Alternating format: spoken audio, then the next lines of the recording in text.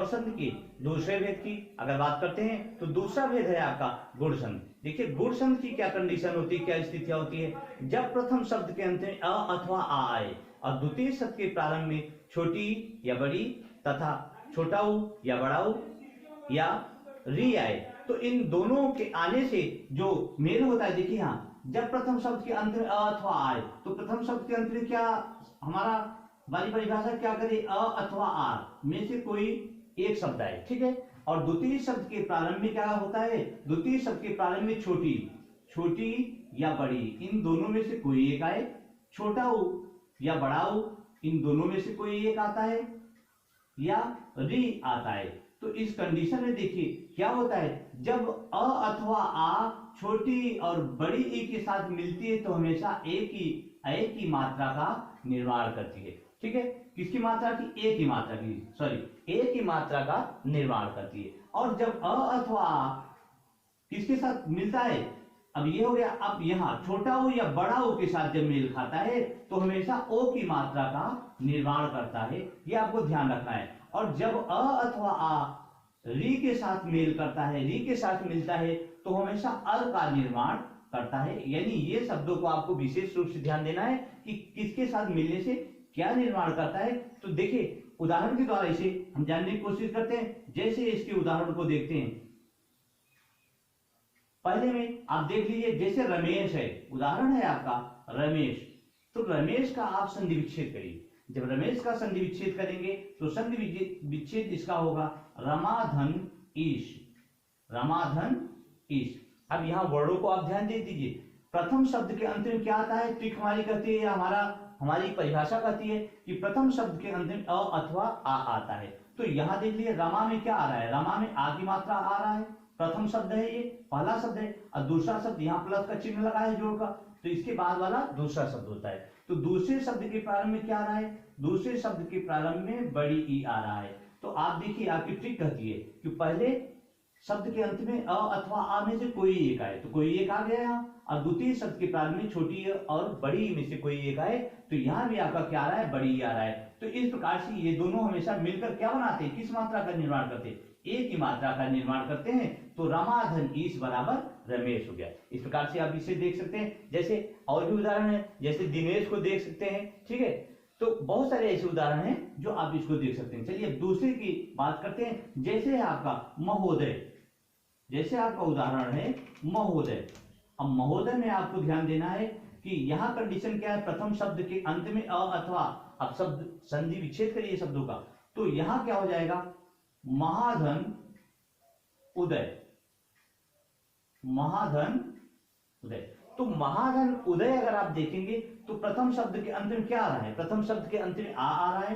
तो आपकी कंडीशन क्या होती है, यहाँ प्रथम शब्द के अंत में अ अथवा आए तो कोई एक आ रहा है, और द्वितीय शब्द के प्रारंभ में यहाँ छोटा उ आ रहा है। तो वहां भी आपका नियम यही कहता है कि द्वितीय शब्द के प्रारंभ में इन दोनों में से कोई एक आए। तो जब इन दोनों में से कोई एक आता है तो क्या होता है, ये दोनों आपस में मिलकर क्या बनाते हैं, तो हमेशा ओ की मात्रा का निर्माण करते हैं। ये आपको यहाँ पहले ही बताया गया है। तो आ और ओ मिलकर ओ का निर्माण करते हैं। तो महाधन उदय बराबर महोदय हो जाता है। अब देखिए अब बात करते हैं री की। अगर बात करते हैं तो री का आप ध्यान कर दिए, जैसे आप बोलते हैं, उदाहरण है आपका महर्षि, उदाहरण है आपका महर्षि। तो महर्षि में अगर आप देखेंगे तो यहां शब्द का संधि विच्छेद कर दीजिए तो क्या हो जाएगा, महाधन ऋषि। तो महाधन ऋषि।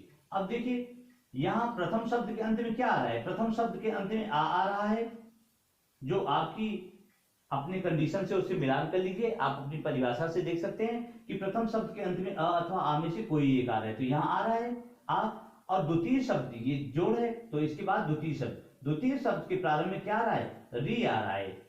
तो इस कंडीशन में जब ये मिलेगा तो क्या बनता है, अर का निर्माण करता है। तो आप देखते हैं कि आपका जो सूत्र है, जो परिभाषा है, वो कह रहा है अर का निर्माण करते हैं। तो अर का निर्माण करते हैं तो महाधन ऋषि बराबर महर्षि। जब आप शब्दों को तोड़ते हैं तो कहते हैं महर, तो अर आ रहा है तो महर्षि, तो अर का निर्माण करते हैं। इस प्रकार से आप आसान से उदाहरणों के द्वारा गुण संधि को समझ सकते हैं। बहुत सारे ऐसे आपके उदाहरण मिलेंगे। देखिए इसको पहचानने की ट्रिक क्या होती है, आप विशेष रूप से ध्यान रखिए कि गुण संधि को पहचानने के लिए जो इसकी ट्रिक है वह ट्रिक यह है कि जब किसी उदाहरण में या शब्दों में या मात्राओं में आपको अगर बीच में एक ही मात्रा कहीं मिलती है, जैसे रमेश, दिनेश, महेश इत्यादि नाम आते हैं, तो एक ही मात्रा अगर उनके बीच में आती है या ओ की मात्रा आती है, महोदय, ठीक है, या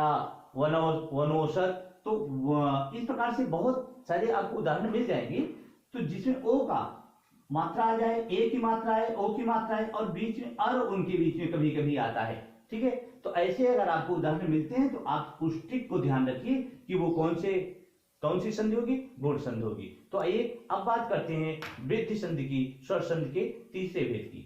करते हैं अगर स्वर संधि के तीसरे भेद की, तो तीसरा भेद वृद्धि संधि। देखिए वृद्धि संधि की भी क्या स्थितियां होती है, जब प्रथम शब्द के अंत में अ अथवा आ आता है, इन दोनों में से कोई एक वर्ण आ जाता है। वृद्धि संधि में प्रथम शब्द के अंत में अ अथवा आ में से कोई एक शब्द आए, कोई एक वर्ण आए, और द्वितीय शब्द के प्रारंभ में क्या आए, ए या ऐ में से कोई एक वर्ण आए, या बीच में प्लस जोड़ का चिन्ह रहेगा, या ओ और औ में से कोई एक वर्ण आए। तो इस कंडीशन में आपको ध्यान रखना है, जब अ अथवा आ, ए और ऐ में से किसी एक के साथ जब क्या होगा, मेल करेगा, संधि करेगा, तो उस कंडीशन में हमेशा ऐ की मात्रा का निर्माण करेगा। इसको आपको ध्यान रखना है, ठीक है।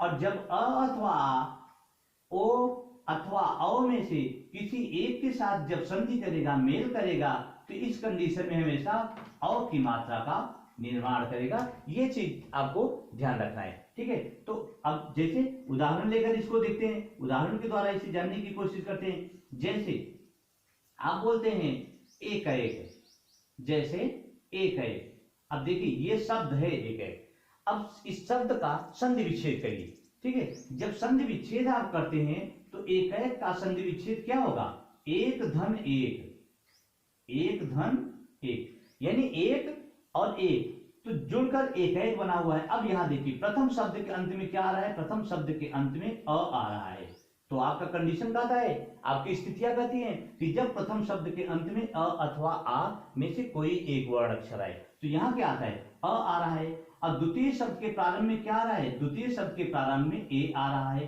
तो इस स्थिति में क्या होता है, जब अ अथवा आ पहले शब्द के प्रारंभ में आ रहा है और द्वितीय के प्रारंभ में ए और ऐ की मात्रा में से कोई एक आ रहा है, तो हमेशा क्या बनेगा, ऐ की मात्रा का निर्माण करेगा। तो ये दोनों मिलकर क्या बनाते हैं, ऐ बनाएंगे। इसको आपको ध्यान रखना है, ऐ बनाएंगे तो क्या हो गया, एक धन एक मिलकर क्या बन गया, एक एक बन गया। जैसे आप आगे भी लिख सकते हैं इसके बाद, जैसे उदाहरण है सदैव, तो सदैव को भी आप कर सकते हैं, सदा धन एव, तो आ रहा है और द्वितीय शब्द के प्रारंभ में ए आ रहा है, तो दोनों मिलकर क्या हो रहे हैं, ऐ की मात्रा का निर्माण करें। वहीं औ की मात्रा में अगर आप देखेंगे तो यहाँ औ की मात्राओं में आप देख सकते हैं, उदाहरण में जैसे है वनौषधि, उदाहरण है आपका वनौषधि, तो वनौषधि का संधि विच्छेद करेंगे तो क्या हो जाएगा, वन धन औषधि, वन धन औषधि। देखिए औषधि शुद्ध नहीं है, शुद्ध है औषध। तो वन न का प्रथम शब्द के अंत में क्या आ रहा है, अ आ रहा है, और द्वितीय शब्द के प्रारंभ में अपने आप वह वर्ण अक्षर होता ही है, यहाँ ओ आ रहा है, तो ओ की मात्रा का निर्माण कर रहा है। अब आपकी परिभाषा कहती है कि यदि प्रथम शब्द के अंत में अ अथवा आ में से कोई एक आए और द्वितीय शब्द के प्रारंभ में ओ और औ में से कोई एक वर्ण अक्षर आए, तो जब आपस में वो मेल करते हैं, संधि होता है, तो हमेशा औ की मात्रा का निर्माण करते हैं। तो इस प्रकार से आप इसे दिखा सकते हैं, या और भी आपके उदाहरण है, ठीक है। जैसे उदाहरण है आपका, मान लीजिए वनौषध के अलावा भी उदाहरण आप दे सकते हैं, जैसे जलौज, तो जलौज में आप देखेंगे जल धन ओज, तो यहां जल प्रथम शब्द के अंत में अ आ रहा है और द्वितीय शब्द के प्रारंभ में ओ आ रहा है, तो इस प्रकार से जलौज। तो बहुत सारे ऐसे उदाहरण हैं जिसके द्वारा आप इसे दिखा सकते हैं। तो आज की वीडियो में बस इतना ही। Thank you so much.